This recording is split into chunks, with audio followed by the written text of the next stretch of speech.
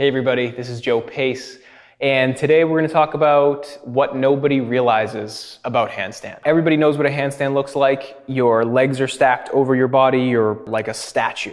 Okay, everybody wants that pose, everybody pictures that pose, but nobody pictures what that person was doing to get into the pose. Okay, so that's really the piece that nobody thinks about and nobody realizes. Okay. Getting into handstand and how you get into handstand is what determines how you're going to be in the pose.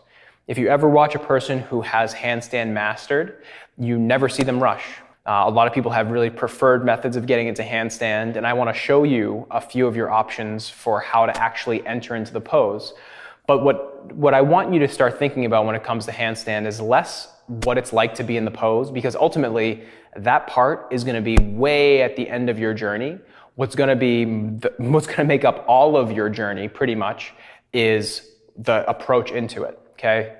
So really embrace that, because ultimately that's what's going to determine your ability to do handstand in the long run. So there are a few ways that you can get into handstand, and I have a preferred way that I think you should absolutely practice all the time, but I want to show you a bunch today. So the first one we're going to show you is the Tick-Tock. It is not the number one, probably number two that I would recommend you practice all the time, but it's related to number one. So pay attention. The Tick-Tock is really, all it is you're imagining your legs like the hands of a clock. One leg is working towards 1 o'clock. The other leg is going to be around 9 or 10 o'clock. Okay, so our legs are wider than they would be in the full pose, giving us a wider center of gravity, giving us a stronger ability to control it.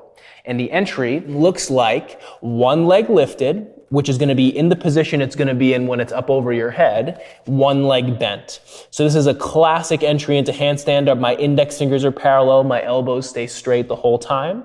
And as I kick up, I'm not flinging this top leg. I'm just lifting it towards the ceiling. My bottom leg is doing all the work. I'm pouncing forward and vertical with my standing leg. I kick up, maybe I hold, I point toes. You'll notice my top leg is past vertical. My bottom leg is reaching forward around that 9 o'clock, 10 o'clock position, and I land softly and in control. So that's number one. That's the first entry. And I said it was related to my favorite, and I'm just going to jump right into my favorite right now, which is a single leg press handstand. So give yourself a block or anything that you can stand and balance your weight on. You're going to put one leg on the block, hands underneath your shoulders. You're lifting your top leg. You're straightening your bottom leg. You're feeling weight transition into your hands. This is how to come into handstand with full control. There's no momentum. It's just simply lifting the top leg to pull you vertically into the pose. I can come to Tick-Tock legs, and then I come back down in control. The more weight you can transfer into your hands, the more your hips are stacking over your shoulders, which means the pose is getting light and the leg can lift. It might look like this for a while. That's all right. Transition weight into your hands and you'll be good. Another one is going to be a one knee bend. All right, so you're going to do everything we just did, except with one leg lifted. This time it's my right leg lifted. I'm shifting weight into my hands, and there's going to be a little hop in my back leg. My left heel will come to my butt, which makes it easier to lift up into the pose. All right, so I bring as much weight as I can into my hands, little hop, maybe I hold it. All right, from here I could extend my left leg tall to the full pose, or come straight down. So it's another option. It's a really nice way to practice the press without fully doing the press. The fourth is a tuck up. So the tuck up is very simple, and it's a really great way to practice transitioning weight into your hands in a regular flow class. So a lot of times in a flow yoga class, vinyasa class, you bend your knees and you make your way to the front of the space. This stepping forward can be replaced by a tuck up. With the tuck up, our hands will be shoulders width. I bend my knees deeply. I look forward. And then from here, I'm thinking about jumping vertically, keeping both heels towards the butt, and then finding the point where my hips are stacked over my shoulders. To start, it may look something like this. You bend the knees, you keep both elbows straight, you jump, you land.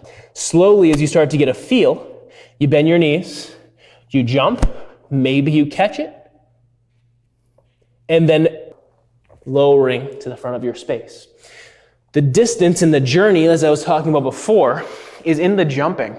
So your first jumps are gonna look a little bit weird, maybe a little awkward, maybe you won't land as light, but the transition is what you're caring about. The transition forward is what you're paying attention to, not really as much the balancing on the hands. That's gonna come over time. Just give it some time. The next one is called a Pike Press, and it's related to the tuck up, so that's why I want to talk about it here. What we're gonna do is bend the knees deeply, and as opposed to keeping bent knees, we're gonna keep straight legs. Kick up, straight legs, land with bent knees. Notice that I'm zipping my legs together. I'm literally pressing my legs together the whole time. What that does is it gives the pose a feeling of having basically almost like a mermaid. You have your legs zipped together, so you don't have to worry about two legs doing different things. You have to worry about essentially one leg to bring overhead. What this can look like is two things. First, you bend the knees, you pike forward, you land with bent knees. Next, as you start to feel more comfortable, you bend your knees, you look forward, you pike the legs, and then you work into the full pose. Legs are pressed together just like they were when my legs were bent. I come down nice and gentle. Two more. I know you got this. Two more. This one is called the straddle. So we have our split legs, known as a prosarita stance. And we have a few options here. Again, blocks are good because we want to accentuate the feeling of stacking the hips over the shoulders. That's what gives us the ability to press without jumping, or jumping as little as possible, because we're stacking, because we're making the pose light and a lot more effort. But you can do it with blocks. The blocks will make it a little bit easier.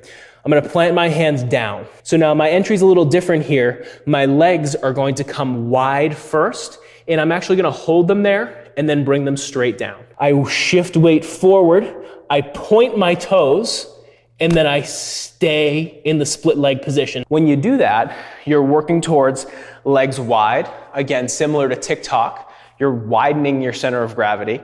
And then as you start to get comfortable, you can slowly bring the legs overhead to touch. Now, without blocks, you may need to jump. Plant the hands underneath your shoulders, bend your knees, and then jump up. Maybe you catch it, maybe you don't. And then, like I said, slowly working towards the full pose. Try to come back the way you came. Keep the hips over the shoulders. Last one, all right? And this is more advanced, but you can practice it without being able to do the full thing. This is the full straight leg press handstand. So it combines what we just did with straddle, except this time the legs stay zipped together. Press handstand, again, feet on blocks is a decent idea because it elevates the hips. But what we're thinking about here is if I can keep my hands directly underneath my shoulders with straight elbows, then what I can do is zip my legs together, just like the pike press, press weight into the hands. I like to lean back first just to accentuate the reaching of the arms, and then lift onto the balls of the feet. Hips will come high. Now from here, the first way to practice is to shift as much weight as you can into the hands, lift the feet, touch the toes to the wrists, put it down. So that's step one. Final step is the full transition. Okay, hands will be underneath the shoulders. Legs are zipped together. I lean my weight back. I lift onto the balls of the feet. Hips stack over shoulders. And then slowly, I come into the pose. Notice this had a lot of control. I can come back down the same way. In every single pose I demonstrated, nothing was rushed, nothing was forced. I knew that I had control before I even tried. The ability to get to that point is just time. Spending time in transitions, focusing on the transitions, focusing on how to improve with your transitions and maintain technique throughout them so that once you put the whole package together, it's already there for you. You've already established a really great habit of caring about how you get into the pose. Okay? Happy handstanding to everybody. Thank you all. I appreciate it.